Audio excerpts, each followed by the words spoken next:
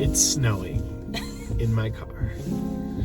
So we're going to rate all of the resorts we've been to since being here in Colorado by views, runs, and vibes. Yep. So what's up first? We got Vail first. Views, I'm gonna go 8.5. Views of the Mount of the Holy Cross and the back bowls are pretty spectacular. Vibes, I'm gonna honestly go 10. This is contrary to what some people think. They think it's snobby, but I mean, it's just the best of the best. It's really fun. Yeah, I can see how, you know, it could attract a different crowd that some people don't like, but that's what you're gonna get with any area that is regarded as potentially the best ski area in the world. And then lastly, the runs at Vail, it just has so much. It's like, there might be a part of the mountain you don't like, but there's a part of the mountain everyone's gonna like. So runs, it's a true 10. It literally has everything. I would give it runs. I agree with everything aside from runs, only because it takes a long time to get around a little bit. So I'd give it like it does take a long time to get around. Yeah, it's just a big mountain. And for half days, good luck. So yeah. So then we got Beaver Creek. Beaver Creek. So for views, I think I'll give Beaver Creek a 7. They're cool views, nice hills, but there's just nothing dramatic about it. It's a pretty cool mountain. It's windy, it's turny, but yeah, it's just not dramatic. The runs though, spectacular runs. I give the runs probably like an 8.5. Just doesn't have as much as somewhere like Vail or Big Sky and whatnot, but for the quality they are for 2,000 ski acres, it's incredible. And lastly, the vibes there, I'd give like a 7.5. It's a nice area. It's yeah, it's nice. It's quaint. It's it's cool. It's nice. So yeah, I'll give it like a 7.5 for vibes. I give vibes like an 8.5 because I really like the little mountain town. They have this really good coffee shop. If you're there, get the chai latte. It's really good. And then we got Keystone. So Keystone views, I'm gonna give like a 7. They got some decent views. I think I'm just spoiled now in Colorado where it's like, oh yeah, it's cool. It sort of looks like part of Vail's, but it's just that like Vail has like a million different views and different vantage points, whereas Keystone sort of got like a couple, and they're pretty cool. They're definitely Colorado views. The runs at Keystone, they have some great tree runs. It's sort of an interesting mountain to get around because it's like you enter from the front side and then you go back. It's not like Breckenridge where you can enter at any different one of their basically like 3 or 4 base areas. So Keystone, you all enter from one area and you go back. But runs, I'd honestly have to give like a 8.5 as well. A lot of their normal runs, they're a little, not a fan of their groomers necessarily. They're okay, but Beaver Creek and Vail has way better groomers, but Keystone has so many trees, and if you make it to the outback, you're just in tree wonderland. Feels very organic, natural, raw, but like, you know, you gotta be definitely at a certain level to experience that. But yeah, when you can, I'd say Keystone actually has some pretty great runs. Vibe, I don't want to like do it disservice because it's still a good vibe, but you know, I gave Beaver Creek like a 7.5. Keystone's vibe, I give like a 6.5. It's not bad. It's chilling. Like, the people are nice and stuff. It's just ever so slightly feels a little more chaotic and less like blissful and peaceful as some of the other resorts, and feel a little more of the bro-ish culture. And it's not bad. It's decent vibes. Nothing spectacular. The base does have some great places to eat. They got a cool crepe stand, cookie place, pizza place, taco place. So they got every type of food, but still, it's just 6.5. I'll give it a little bit higher on vibes because of night skiing.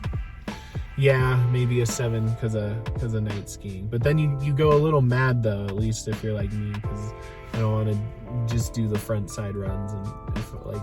No, but it's like it's not nice. like. And it's the only resort It's here a nice that cruise. offers It's night night. skiing, Like I think. everybody's At least on the Epic. in good spirits and playing house music. People are cheerful. And then next we have Breckenridge. Breckenridge, I haven't explored enough yet. It had really cool alpine vibes, and I didn't realize that until like later on in the day, until I took the T-bar and was like, wow, this is pretty cool. It definitely is more variable to like weather and whatnot, but views, it's a weird one. Like it's sort of like not the most scenic one at first, but then as you get up there, it's the fact that it's like, even at Telluride, you don't get to feel that like true peak skiing, whereas like Breckenridge really has like in mountain peak skiing. So for that, it is pretty damn cool. I think overall, I'm gonna give Breck a for views, I'm gonna give it a 8.5. It's got some pretty good views. Runs, I'd say I haven't experienced it enough really to rate it on runs yet. Vibes, I really haven't experienced what people talk about as this hype Breckenridge because I was only there for a day and didn't go to the town, because the town's where the hype is, not necessarily the ski resort, even though the town's right by the ski resort, unlike, you know, other places like Jackson and Jackson Hole and whatnot. So we'll see, but I think Breck has a lot of potential, but it also has a lot of potential to be absolute shit if there's a lot of wind and it's cold and upper mountain lifts are closed. The lift lines out here that people complain about, you guys can hate me, but I've literally gone on every major holiday. And it's 10 minutes at most. Right now on a holiday. Yeah, we're here right now on President's Day, and yeah, we'll see. And then we got Telluride. Oh, and Telluride. Lastly, Telluride. So Telluride, then Crested Butte. okay, Telluride views, I guess 10 out of 10. It's pretty amazing. I guess. It's pretty amazing. No, it's like a 9, but it's just like, I don't want to like say it doesn't do all the others disservice. It's still, it's spectacular. No, it's great views. 14ers all around, even though there's 14ers all around everywhere in Colorado. But the ones at Telluride definitely have a little bit of a different aesthetic. They got a box canyon. Yeah, they're great. The runs at Telluride, I'd probably give like an 8. It's just like any other mountain. People are like, oh, it's so steep, it's so crazy. Yeah, if I'm hiking Palmyra Peak, but like I'm gonna need 10 more. Steep. Yeah, Even no. I mean, but the ones. runs are great, but I just feel like it's like for me, a lot of other Colorado mountains, great runs, but I think just the vibe and the views. So obviously going to the vibe, I'm gonna give it like a 10 out of 10. It's like, if it was any more remote, I'd feel scared. And it's just like the amount of remoteness where it's like, you feel like you're out there. It's like rich as imaginable, like as rich as Vail, but there's like no lift lines and there's not that many people out there. And it's just got this interesting vibe, and that it's just very like half really cool resort, half just like this like the fantasy that of everyone wants to feel in like the Rocky Mountains and all that. And it's just got, it's really pretty. Yeah, it's really pretty. So views, vibes, basically a 10, I guess. Runs like an 8. Runs are good, but the vibes and everything just make it that much better. The town is really cool too. And I'd say if I was doing remote work there, the Butcher and the Baker shop, great local place for food, coffee, and place to work. I think they might not have Wi-Fi, so maybe I take that back. But it has good food. Crested Butte. Then Crested Butte, lastly, views, I'm gonna go 9. It's spectacular. It's better than anywhere in Summit County. You see a couple 13,000 foot peaks that are like right in front of your face when you're on it. And just even Crested Butte itself is so weird because everywhere else you're sort of driving in a valley. The mountains don't have as much of a shape, whereas Crested Butte is just this one blob in the middle of nowhere with this little like pointy tiny you know, shape that goes up there, and it's got some of the steepest, craziest runs in Colorado. It's low-key like a Jackson Hole. That's just sort of like a more miniature one. Definitely gets less crowds. It's spectacular, so views are a 9. Runs, it's slightly more limited. I think, you know, for me, I can hit every single run at Vail. I can hit 95% of the runs at Beaver Creek. Beaver Creek has some harder ones than Vail, like Royal Elk Glade. I cannot do that yet. I could hit most of them at Keystone for the most part. Breckenridge, obviously, no.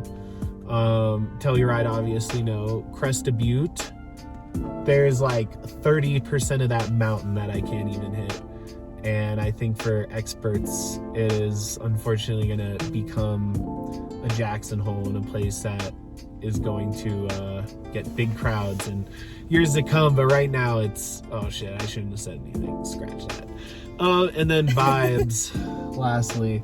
Vibes, I would give a 7.5. I'd put it on par with something like Beaver Creek. I'd say very different, but it's just a beautiful setting, and it's a very peaceful place, and it's like it just still retains one of those true Colorado mountain towns. Like Breckenridge and Keystone both have, I don't know, they just, not that they're like this ruin vibe or anything. I mean, I'm coming from Florida, you know, but it's just like it has this like pure essence of like a Colorado ski town, and has its little Colorado, you know, downtown with the shops and the stores and some really cute places to eat, and just the landscape around it. It's so open around, and you have like these like rolling plains that meet these gigantic mountains. And it's interesting to think, but it's only about 10 miles from Aspen. So Aspen is literally on the other end, but to drive from there, there's a mountain pass that has no roads. You can actually hike it in the summer, which is not a hard hike. Well, depending on your level, it could be pretty, it could be pretty hard. Sorry, it's a decently hard hike. But it's only actually 10 miles. So a lot of crazy peaks, you know. So yeah, Cresta Butte is awesome. And then overall favorite. Overall favorite, first class, cannot decide between Vail and Telluride. So Vail and Telluride definitely are in a tier of their own, with Aspen as well. And then just below that, I would say is Cresta Butte and potentially Breckenridge. So we'll find out.